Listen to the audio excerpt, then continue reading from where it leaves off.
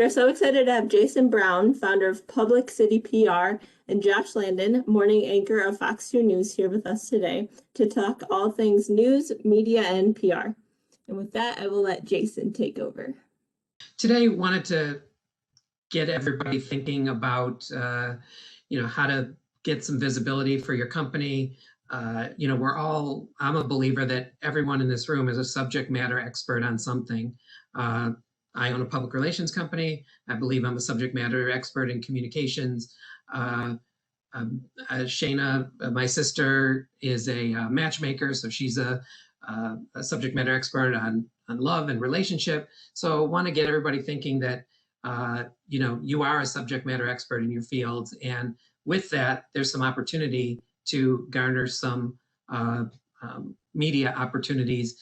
And Josh today is going to sort of talk about once you learn about the various media, what you should do when you get that interview and how you should be prepared, and so you can win that interview. So I want to start off about what public relations is good for. The definition by the Public Relations Society of America is that public relations is a strategic communications process that builds mutually beneficial relationships between organizations and their publics. So what is it good for? It's good for corporate name and brand awareness, executive visibility and subject matter expert positioning, meaning that, again, you're subject matter experts in something. Reputation building and maintenance.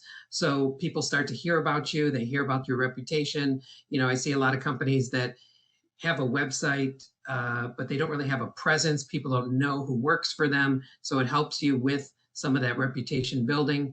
It also supports some of your other communications functions within your business, such as advertising, marketing, and social media. So it's sort of a four-legged stool as far as your communications and communications to your various stakeholders, both internal and external. So if you're trying to communicate to employees, board of directors, what have you, but then also to your general publics as well. So I want to take a couple minutes. We can spend hours talking about public relations today, but I wanted to focus on two key areas that I specialize in.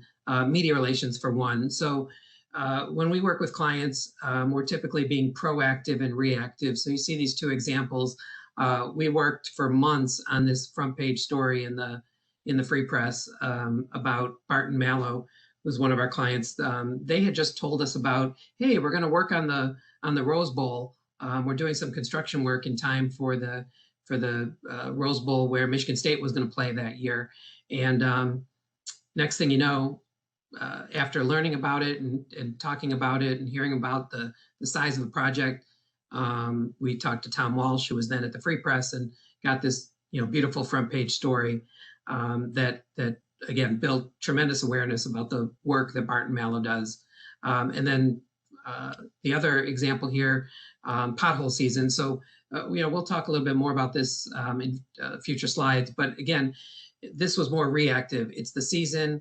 Media are looking for some of those opportunities. And so we were reacting to a local news station that asked us, do you have any experts in the potholes and how you can avoid the costly repairs?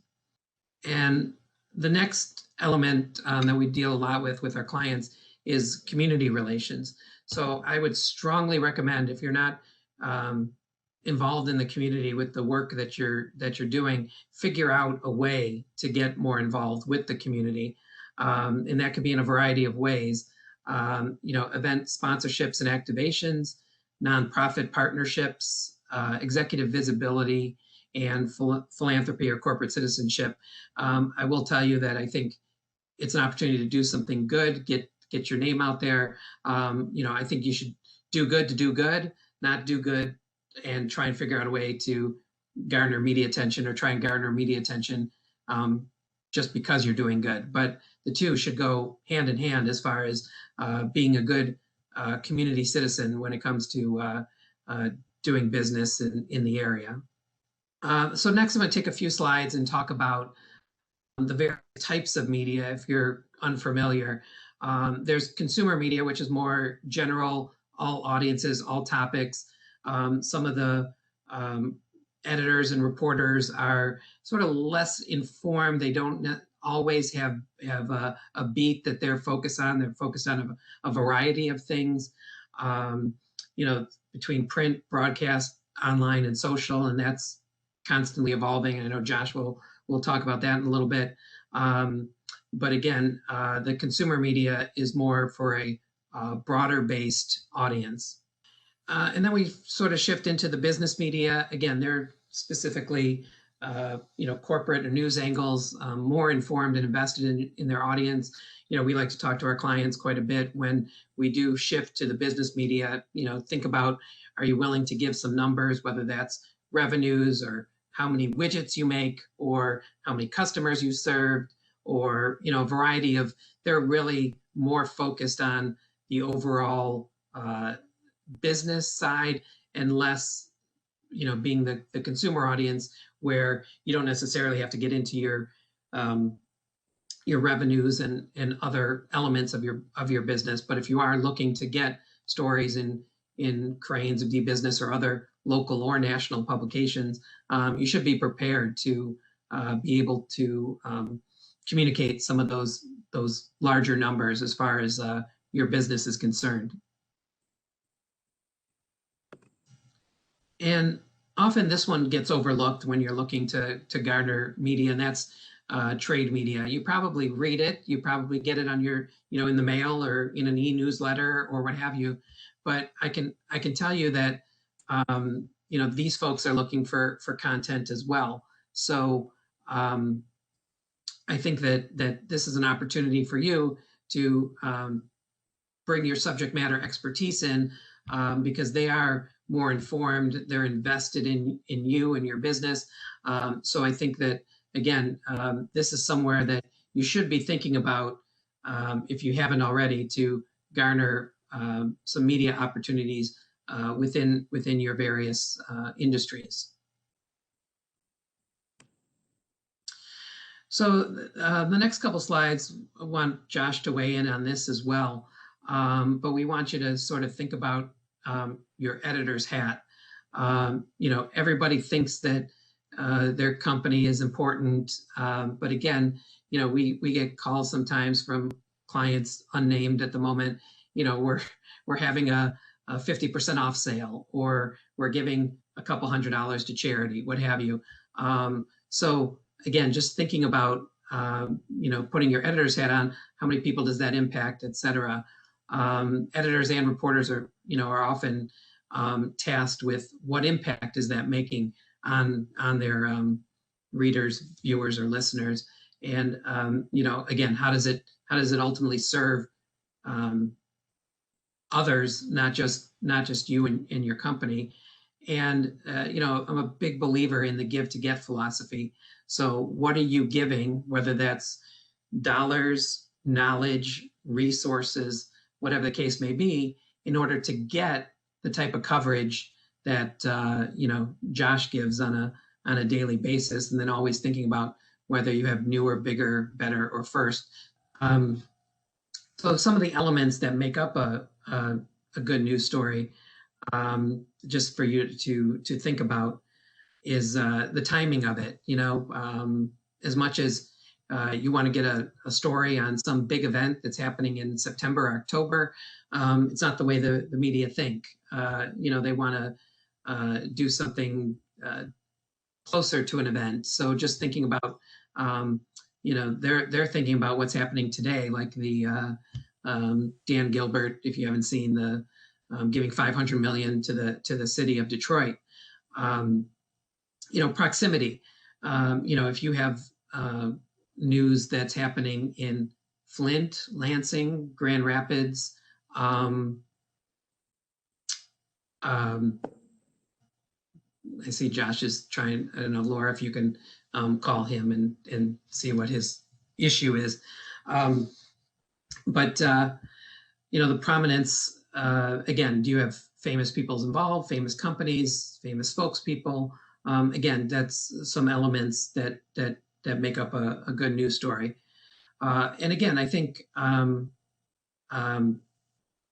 human interest is a big part of this, where um, you know, within your employees or within your business, do you have some news story that is unique to you and your business? So does it have does it evoke emotion, humor, sadness, inspiration? Is it a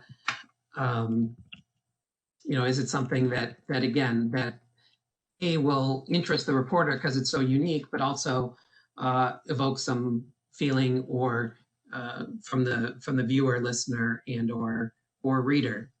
So these are just a couple elements that you're gonna probably need in any given news story. So whether that's your subject matter expertise, human interest, testimonials, meaning if you have this product that's helping 80% of your customers, help them with solve an issue or solve a problem, chances are the reporter will want to talk to one of your customers. So to have that ready to go versus trying to figure it out later. So again, just having the entire package of a news story is clearly important. Stats and facts are always important, but again, I warn about stats and facts only because you have to have the information to back it up. So if you're taking a stat that says, again, 80% help your client base, but really it makes up 20% of your business. So again, the stats and the facts have to sort of jive with your customer base and what you're doing. And then again, depending on the medium, images and visuals are always very important for any story. So be prepared that a media outlet may ask you for, do you have any pictures? Can we come in and take visuals now with COVID? It's a little challenging. Media is often asking us to provide those items more and more than them coming out to garner some of those elements. So, I recommend being prepared with some images and visuals for any news story that you're trying to sell. So these are just some of the things, opportunities that are out there that want you to start thinking about with your business. If you haven't taken advantage of some of these already, did you win a big contract? Cranes and D Business are always looking for that. Personnel announcements. I will share with you that many media have gone to executive level announcements. So if you're hiring junior people, it's a nice thing to promote via social media and your website and what have you. But unfortunately, media these days, they just are bombarded. So the personnel announcements are mainly given to executive level visibility, corporate milestones. Again, are you celebrating an anniversary of some kind, or did you have your 1,000th customer? Again, whatever the case may be, milestones are key. Awards, again, depending on what type of an award, but if you want a trade industry award, again, that might be something that media may be interested in. Events are always something that, again, if you're whether that's a community event or whether that's something related to your customers, I think that events are key to any media relations opportunities. Observation days. We garner quite a significant amount of media for our clients based on observation days. There's National Hamburger Day. There's observations for nonprofits. There's observations for small business week, whatever the case may be. So I would recommend, if you haven't, to look at some of those observation days that may focus on your business, and make a note in your calendar to potentially reach out to some media about 3 to 4 weeks in advance of those days in order to garner some coverage on behalf of your business.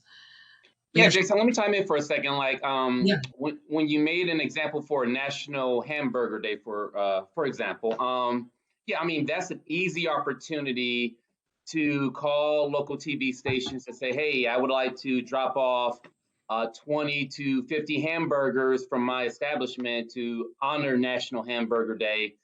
We would have fun with that in a featurey type segment on the morning news, and talk about National Hamburger Day, and then talk about your establishment as well. So it's fun and it's easy exposure too.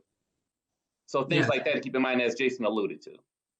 absolutely. Again, leadership profiles. I think we're big believers in this, especially if the leaders of your business are willing to be out there, because again, I just believe that the company name is the company name, but people want to do work with other people. So if you can humanize some of your leadership, I think that is key as well.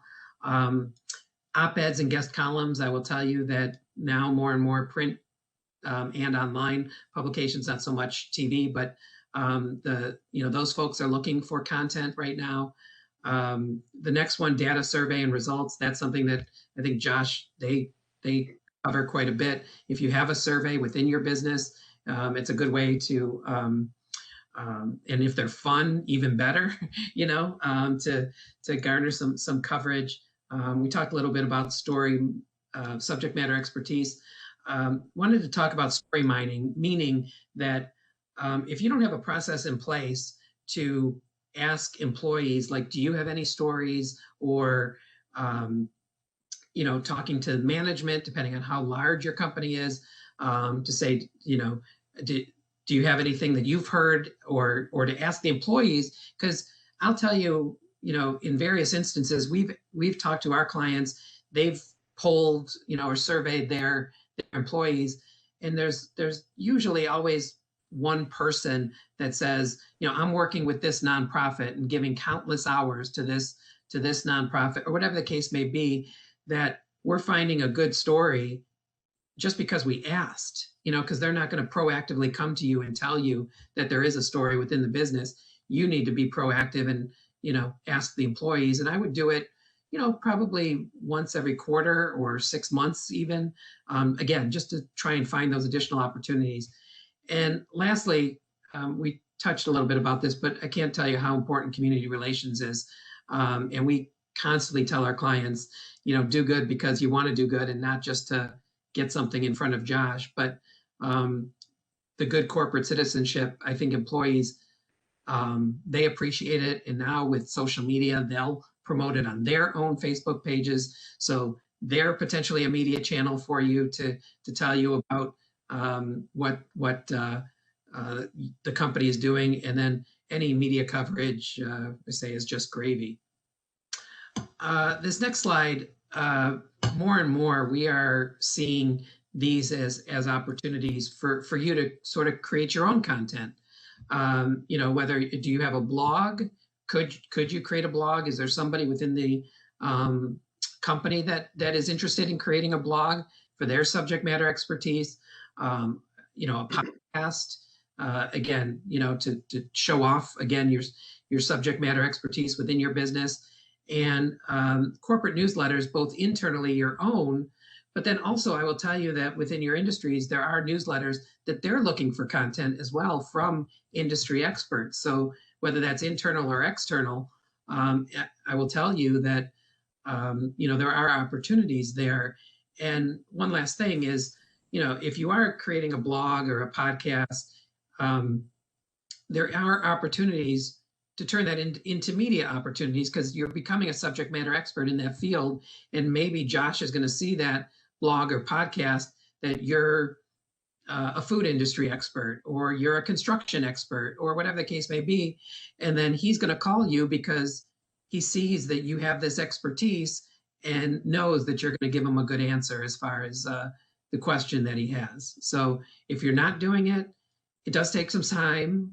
Doesn't take a lot of dollars, but it takes time to build those audiences up. But again, just something to think about moving forward. So once you get that clip, and again, Josh is going to talk a little bit about how to win the interview in just a second.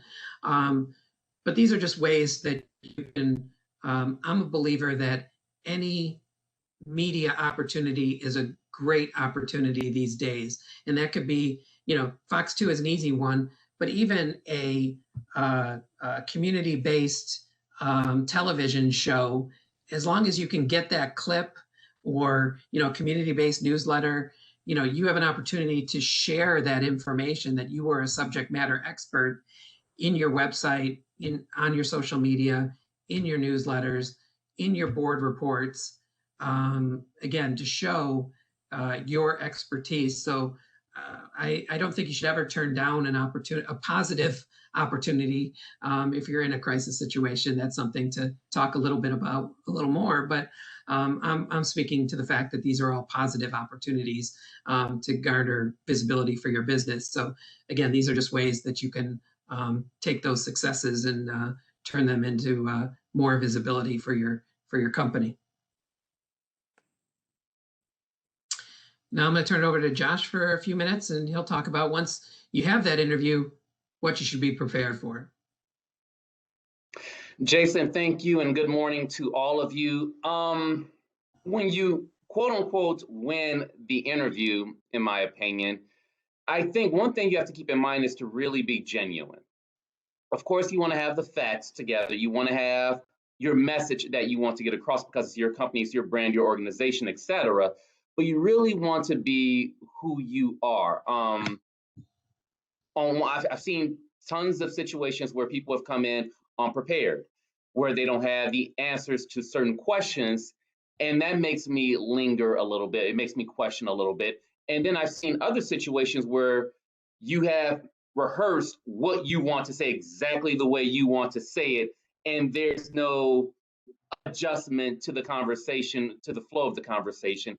And that can make a journalist wonder too, where it's like you're just going to stick to that point. You know exactly what you want to say, how you want to say it, and that's it. On camera, it doesn't come across as well as a lot of people may think. Basically, what I'm saying is be yourself, for TV purposes at least, because it's natural.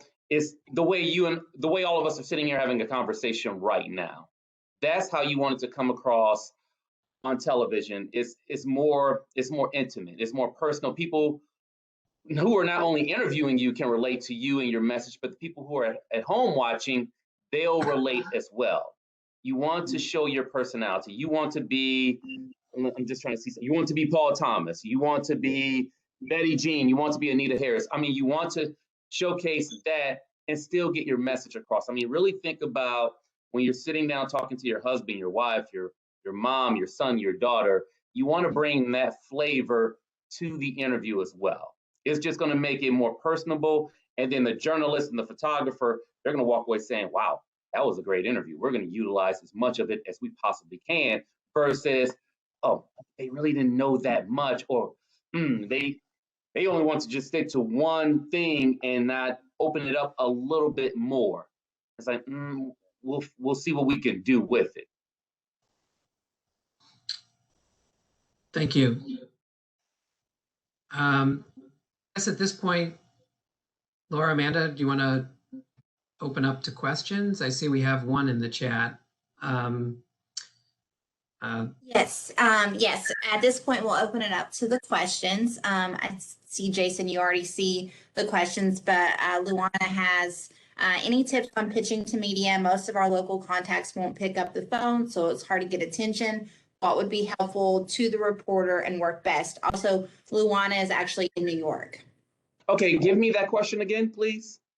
Any tips on pitching to media? Most of our local contacts won't pick up the phone, so it's hard to get attention. What would be helpful to the reporter and work best?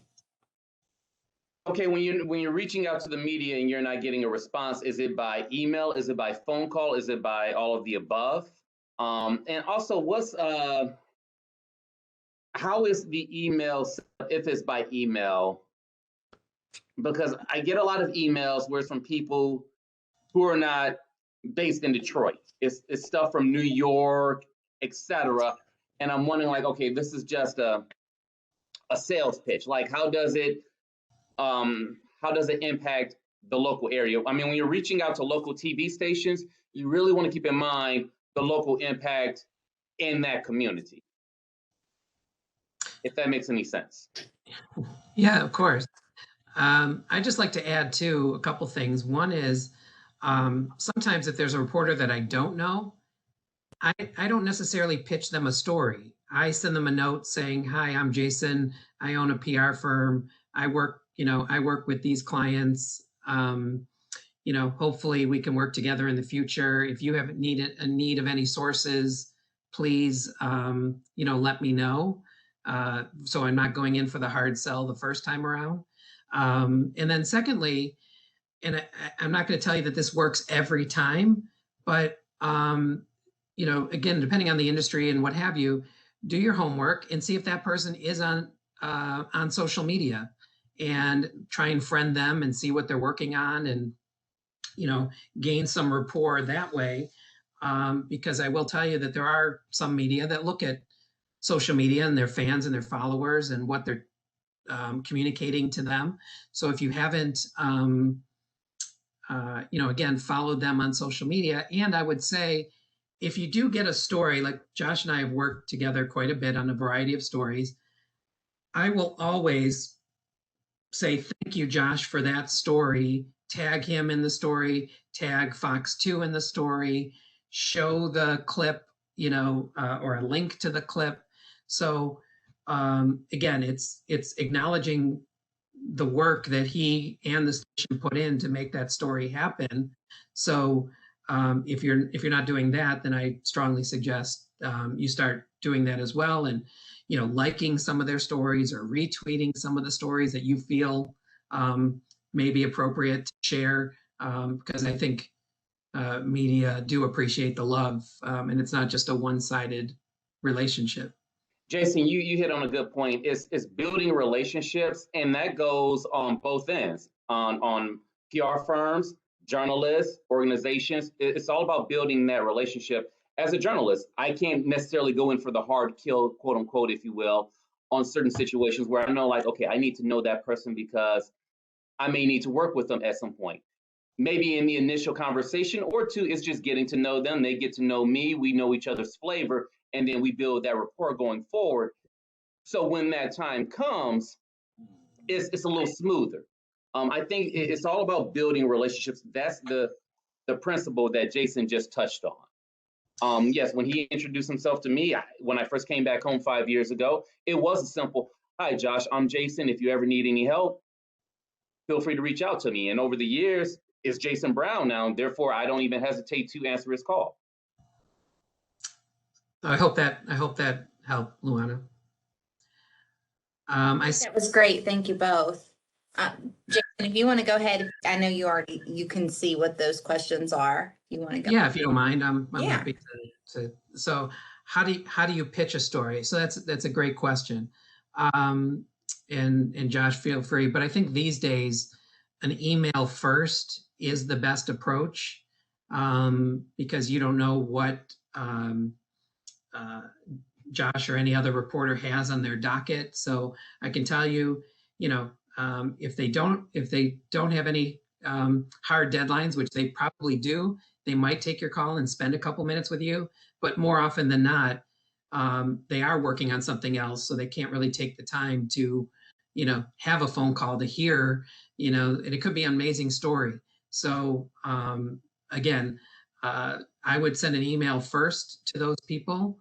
And then, I'm also a big believer in, I see this as a common mistake where somebody says in an email, "I have a great story for you." And being on, a former journalist, I worked for some radio stations and some print publications prior to being in media. I felt like, let me make that call, like, I have a story that may interest you, or, allow the reporter to make that decision versus you making that story, that determination in an email.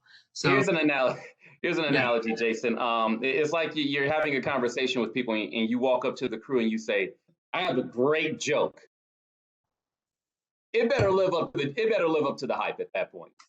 Once you, Right. the point Jason's making is once you initiate, oh, this is fantastic, you've kind of set yourself up for failure unless it truly is that extraordinary.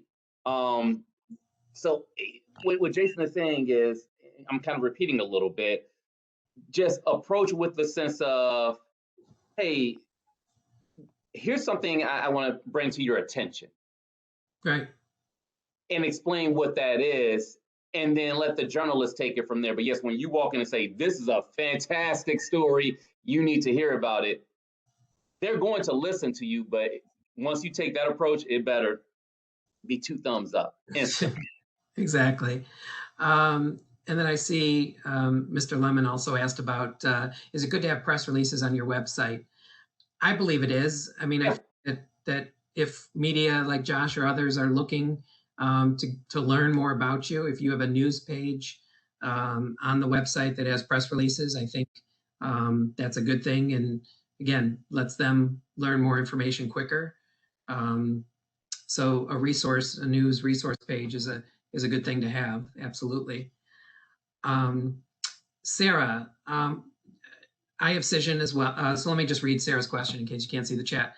At Cincinnati BBB, we use Cision to send out press releases to lots of people at a time. Do you have recommendations on how to make email personal and not like it's coming from a listserv? So I have Cision. I use it as well. I try to not, what we call in our industry, spray and pray. But there are times where, and you have to make that your own judgment, that yes, there are probably, if it's a national release and it needs to, it's consumer based and it needs to get to 2,000 people, I would recommend taking off what I call the majors, the major media, and sending them individual pitches. But if there are smaller websites or smaller community papers that you still need to get the information to, then I think Cision is a very helpful tool. But I don't recommend using Cision on a regular basis, more on a case-by-case basis. And for those of you who don't know what Cision is, I apologize. It's a media list creation service via the web that you can type in, I need Cincinnati media, TV, newspaper, online, what have you, and it'll spit you out a list of journalists. So with that said, if you're going to invest in Cision, it's not a perfect system. I mean, I don't want him to, but Josh could leave tomorrow for New York City and get another job. Cision takes months to catch up to where Josh is. So, you still need to do your homework anytime you are sending a press release out via Cision to make sure those people are still there, because it's not automatic. So, I think it's a case-by-case basis, but I recommend more if it's to a list of 20 to 40 people in your area. I recommend doing it one by one. I know that takes a little time, but they'll appreciate it more. Dear Josh, dear Jason, dear Laura, dear Paul, it goes a long way. Yeah. Okay, Mr. Lemon had another question. How much work is done behind the scenes in regarding to finding subject matter experts? What's the general method for determining who you will approach for a story if you don't have a source in mind already? Excuse me. A lot of work goes into it, and it really depends on the story, the content, the topic. It really depends. I mean, if it's something feature-y, it's a lot easier. Jason, let's think of a topic that we can help better explain. Something that's a little more convoluted. Yeah. I would say, Mr. Lemon, if you could post like what industry you're in. Yes, because it really does depend. Yeah. On the subject matter. So with that said, we'll let him type it in. But I think that this also goes back to, as he's typing, this goes into your subject matter expertise and building those relationships. So maybe Josh will remember. So Okay, so I don't know if you can see it, Josh, but facility maintenance, landscaping, power washing. Oh, okay. All right, let's touch on landscaping. Let's say we are going through an extreme heat wave across Metro Detroit, where the grass is turning brown and things of that nature. Maybe we would keep Mr. Lemon in mind to talk about good landscaping tips during the hot summer months. I mean, I'm just kind of throwing something out there, but I mean, that would be something he would be kind of an expert on. Like, how do you keep your landscape nice and healthy during the summer when we're getting 90-degree temperatures? Yeah, and I would say too that if you're in facility maintenance, maybe there's something going wrong with a building. You know, there's something happening at a building that you know, the news is reporting on, and maybe you can give a comment on maybe what you thought might have went wrong. And what could have been done to prevent it? What could have been done better? Right, exactly.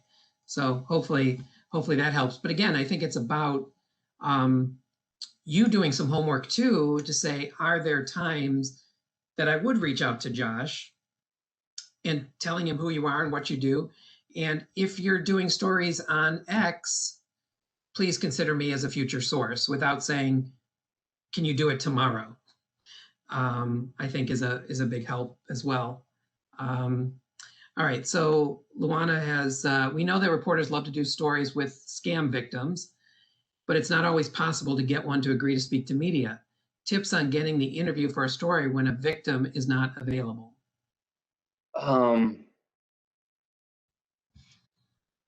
Have as much information as possible. That's the best advice I can give. I've just been in a number of newsrooms, and when it comes to a scam story, it just humanizes the piece more when you do have someone who's been impacted by it. To mix in with someone from the Better Business Bureau to give the facts of what's going on, what needs to be done to prevent this from happening again. But yeah, have as much information as possible. Find someone who can be as personable as possible in that interview if you don't have a victim, quote unquote, to participate in the piece as well. Otherwise, for TV purposes, and I'll be frank, if we just only have an expert to just give the facts with little to no personality, it may come across as dry. And I mean, that's as frank as I can be on the other end, where we'll say, when we're talking for the story, and we just say, well, they only have an expert from the Better Business Bureau who can just talk about what happened. Well, how good were they? And if we can say, oh, they were a really good interview, then there's more coverage in that story. But if it's just like, and they just only gave me X, Y, and Z, you kind of know what the answer is going to be going forward with that story. It may be a shorter clip. Yeah, and I think it's also, just to add, it's just a case by case basis. If you have a variety of resources, or if the BBB has B-roll for them to, you know, could you do your own interview with somebody and have that available, perhaps, that they can use? Obviously, that's high quality and what have you. But yeah, I get what you're saying. It is a challenging, but if you have facts and figures and some of that also, depending on the situation, might also support it as well. Let's see, Patrick S. We often depend on news releases to sell our story. You recommend a personalized pitch to each reporter over a news release. I do. And again, this is just me talking, but I think that you know, a lot of clients want to automatically write a press release about everything. And I sort of counsel them on that. If, you know, I take often the less is more approach. And what that means is, if Josh is willing to take the time and not just do a 30-second reader, but come out to the person's business, meet with a variety of sources, you know, and do a 3 to 4 minute package, whatever it is, I think that's a huge win in our book. And so in that sense, personalized pitches, because honestly, unless it's a crisis situation, Josh isn't looking for a canned quote from anyone. He's not looking for, the press release says that we have the greatest widget in all of the land, says President John Smith. He wants to talk to John Smith, get some emotion from John Smith. So, I'm not saying that please don't think that I'm saying the news release is dead, because I think that there is a time and a place and an opportunity for it. No, the press release, the news release is not dead. That's the information, but the story is from the emotion, the personality. Right. So I believe PR people are storytellers, as in journalists are storytellers. So that's what we have in common. We're trying to tell I'm trying to tell Josh what the story is. Josh is trying to communicate to his audience of what the story is. So in that sense, I do my best job. You can tell the story better in a personalized pitch. You can be a better storyteller than you can in a news release. So again, depending on the situation, even if you have a news release, your storytelling in your pitch better be good, because sometimes the press release doesn't have a lot of news, but if you can tell that story in that pitch, they might just go for it because of your storytelling abilities in that pitch versus what's said in that press release. Okay, so this one's a little longer, but I'll read it. My name is Paul Thomas, MD. I'm a family doctor here in Detroit. I feel like the media is really eager to cover local restaurants and local food-related stories and less focused on local primary care services. I've had some success with getting media coverage, but I see some restaurants getting mega coverage for things like a new head chef. However, if we hire a new doc or even open a new office, it's tough to get coverage for that event. How can we make it more appealing? Thanks for your time. Go ahead, Jason. No, I was going to say, again, it is about subject matter expertise. And I know often, media outlets always turn to Beaumont or St. John or, the big healthcare systems to get their primary care information.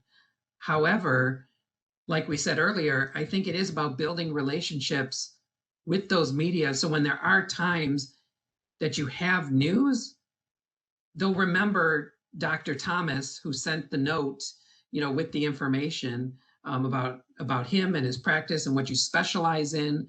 Again, without knowing about your practice, do you specialize in pediatrics? So when there are kids and flu shots and things like that come up, to reach out to Josh and potentially other media to provide them with your subject matter expertise. So I think whether it's you or somebody at your office, depending on how much time you have, to start building those relationships a little more.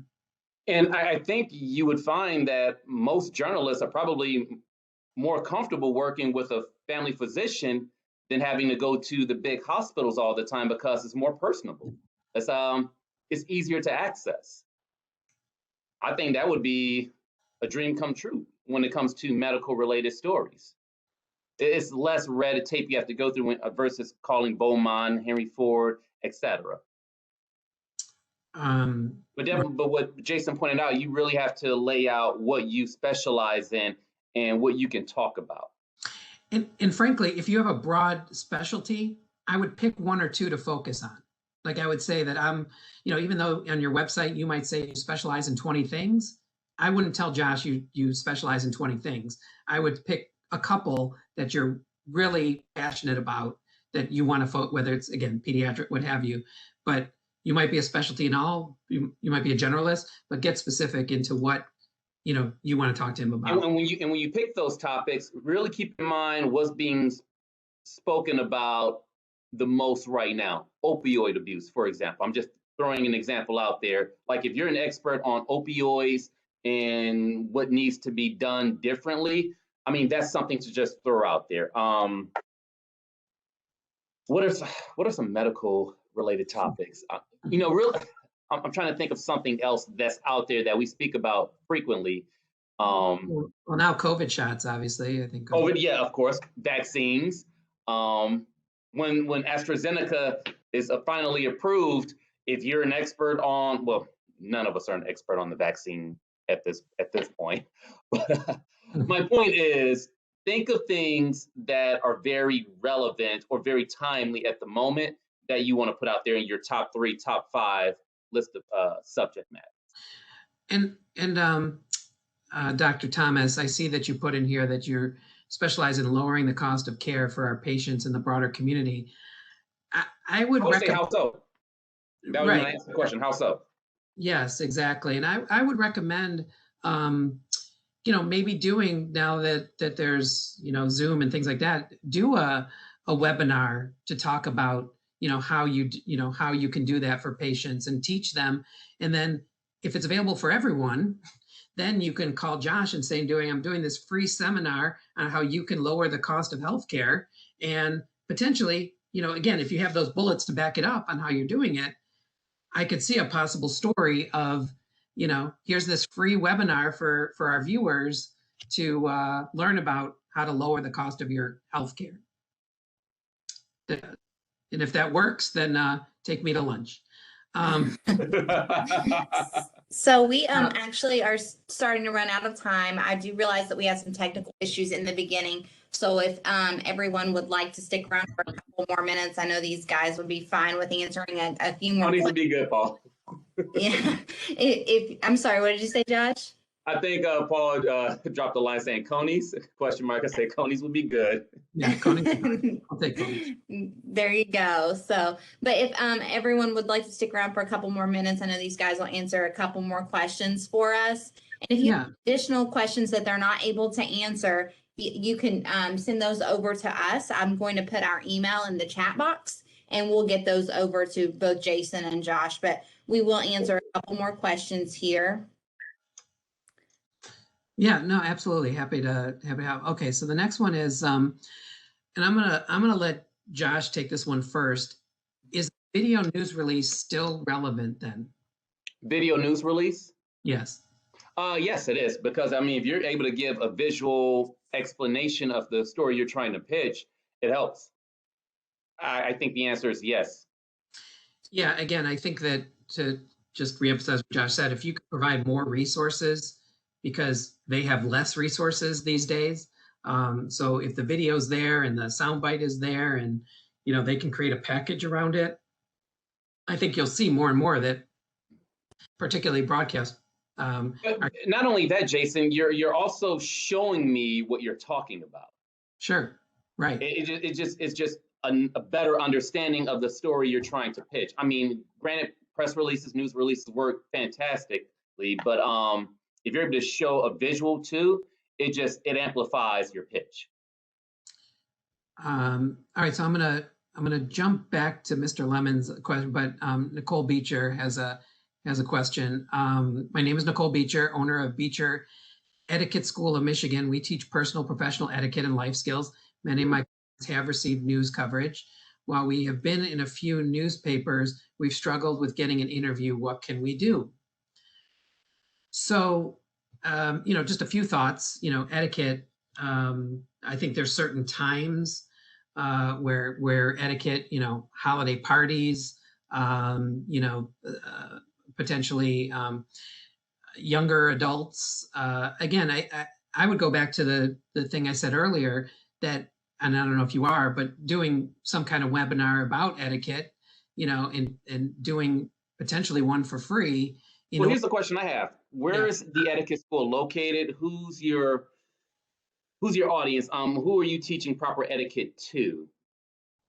Right. I think that would factor as well. Like, okay, I'm going to throw a scenario out there. If you're teaching proper etiquette to people kids who grew up in the inner city, ages 5 through adult, okay, good.